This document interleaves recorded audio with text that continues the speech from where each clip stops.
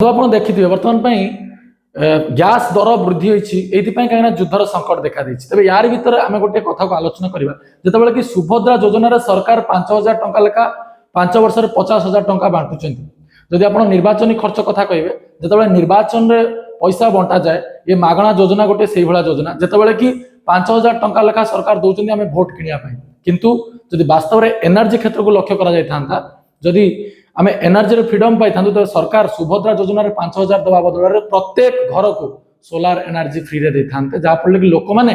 Energy freedom पाई था शिक्षा स्वास्थ्य को छाड़ कौन जिन फ्री दे ना से कहुए बंधु मागणा योजना लोक निकमा कर दिए काम करने को दिए ना। तेज बर्तमान आवश्यकता रही सरकार मागणा योजना को ऊर्धर रही सरकार इलीगल पैसाटा को लीगल माध्यम बांटा बंद करी सरकार किभली भाव में साधारण लोक समाज मुख्य स्रोत सामिल करें।